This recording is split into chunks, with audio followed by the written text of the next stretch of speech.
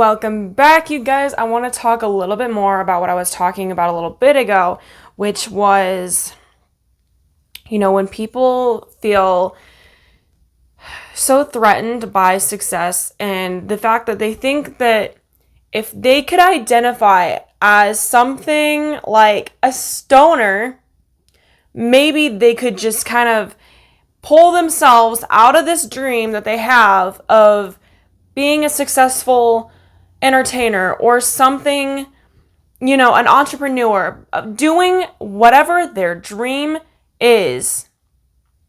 If you're on this channel, it's probably something along the lines of an entrepreneurial entertainment type thing, because that's my primary niche.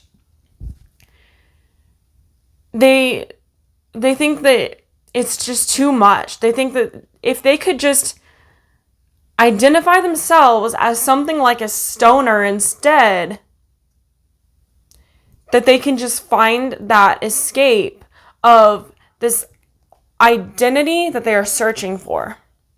Because is that not what it comes down to at the end of the day on some self-awareness deep level, that you are looking for an identity and you have a traumatic fear of not having an identity or losing that identity, and you need that identity, and that's okay. It's on the hierarchy of needs. We all do. And entertainers especially need this so deeply. And we get so wrapped up into this idea that those of us who fear failing more than we fear not actually executing our dream.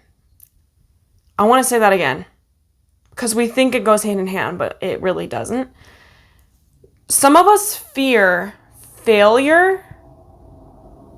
Some of us fear failure more than we fear not executing our dream.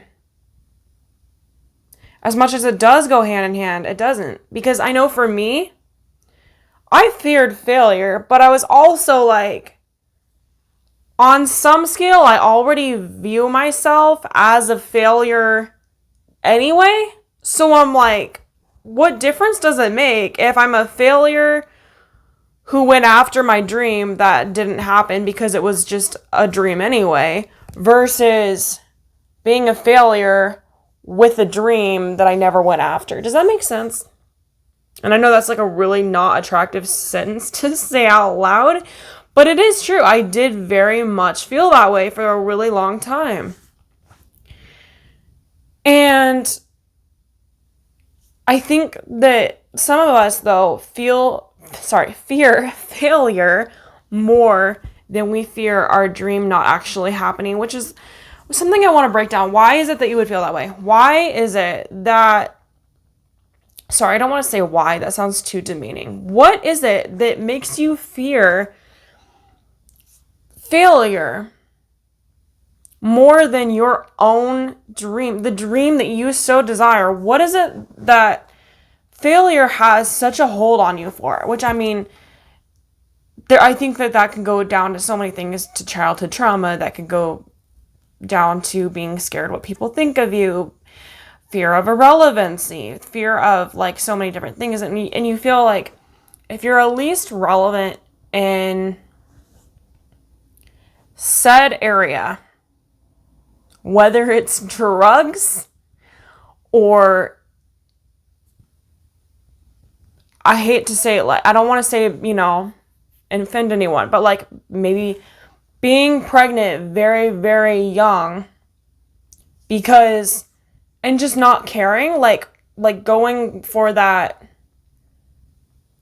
label of being like a teen mom or something that most people don't necessarily strive for.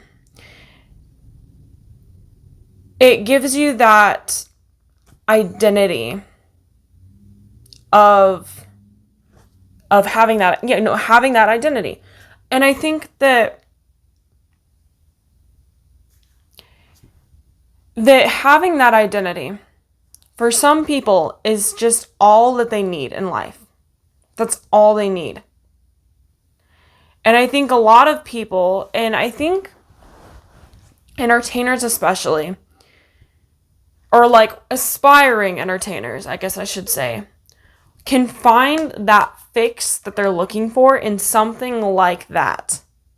Something as simple, maybe I shouldn't say simple, as, well, I mean, the reason I say simple is because to me, being like a legit successful entertainer is so much more than obviously being on drugs or something equivalent to just being like down at the bottom. I'm sorry, I'm not trying to offend anyone, but I mean, can I just say that it just kind of speaks for itself.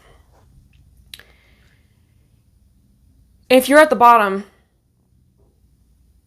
you still have a label. That's all that some people need. That's all that some people need. I think that this is so interesting. Sorry, I haven't really thought about or like vocalized these thoughts before, so I'm trying to think of how to put into words. But we're on the spectrum of a renegade.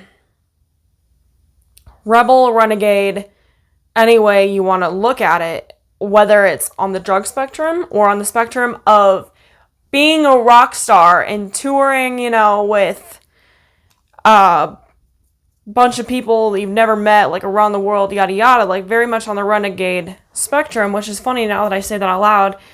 I think both sides often lead to drugs, so it seems like the people who just go to drugs first kind of just took a shortcut. Don't do drugs, though. That is not what I'm trying to say. I don't do drugs. You don't know. You do not have to do drugs to be an entertainer. I don't want you guys to hear what I'm not saying. I want you guys to hear what I'm trying to say.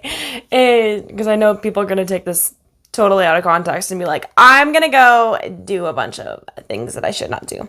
What I'm trying to say, though, is that, there's a huge difference between doing something that has no potential to get you anywhere in life versus doing the thing that that has no potential to get you anywhere in life after you have already gotten all the success under your belt that you possibly need. And then just doing it just for toys. You know what I'm saying? Doing the drugs on a yacht because you literally have $1 billion and you have a yacht. Why not? Just to do it for heck, because you can. But the thing is, this is the thing though. You won't even want to do that when you have a yacht because you have a freaking yacht. Like, when you're at that point of success, you're not going to want to do something that needs to take you out of that headspace of success. Do you see what I'm saying? And it is so much mental. I want to talk so much more about all this too. I mean, the extent to which it is mental. And when you realize the success that you are capable of, and when you start just building your life around success, I want to make so much more content about this. When you start making so much more content about success and where you're at, that's all you want to do, is you just want to be more and more and more and more successful. Like, I am the type of person, I don't even enjoy drinking anymore. I don't. Like, I would rather be sober and working on my business than having a night out with friends. I just genuinely do not enjoy it anymore. So where I'm trying to go with this is, for like the 50th time, where I'm trying to go with this is that, why do you fear success more than you fear not reaching that point of success? So my point that I'm really trying to break down to you guys is, why do you fear the failure that could potentially come with trying to reach success more than you fear actually reaching success. And you know what the honest truth is? The only way you're going to fail, the only way you are ever going to truly fail is if you give up. If you don't give up, you're not going to fail. You're just not. That's not how it works. You are never going to fail at something that you never give up on. As Thomas Edison infamously said, or famously said more like, he found, 1,000 ways how not to make a light bulb, but he only needed to figure out one way to make it work. He technically, you could say, failed 1,000 times, but he said, I found 1,000 ways that did not work. That's all data. That is all data. So it depends on how you look at it. The only way that you're going to fail is taking the steps that are the polar opposite direction of your dream. The only way that you're going to fail is taking the actionable steps away from your dream than the steps towards it. Because if you're taking any amount of steps towards it, you're at least putting in the time, the work, the energy, the effort, the money into where you are trying to go. And that in the run is investing into your dream, and it is inevitably not going to fail if you keep up that consistency. Whereas if you are putting all those said things into something else, the opposite direction of your dream, it is inevitably going to fail because you are walking away from the dream. It's like if you were going on a hike and you're trying to, reach the top of the mountain, but you're hiking the exact opposite direction of the mountain, and you wonder why you never got to the top of the mountain. I don't know. Couldn't tell you. Just possibly because you are walking the opposite direction of the peak of the mountain, but what do I know? For more advice, follow my social media at Make Waves Coach for free inspirational content. Also, subscribe here for more. Also, check out my podcast, Make Waves Mermaid Cassandra, available every place podcasts are found. Also, check out my social media at Mermaid Cassandra, as that is my entertainment thing that I do. I will talk to you guys soon. Go out there and make waves. Mwah.